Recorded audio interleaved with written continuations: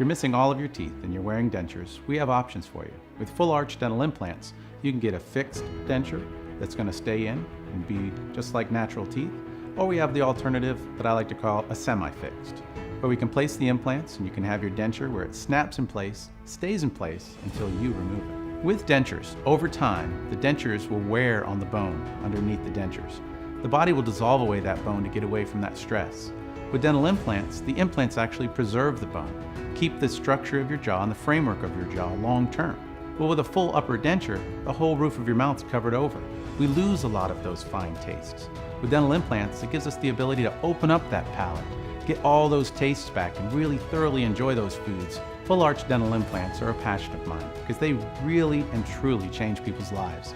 You go from having a denture that flops around, moves around, gives you denture sores, having to get that gross cream off your mouth at night when you take your denture out.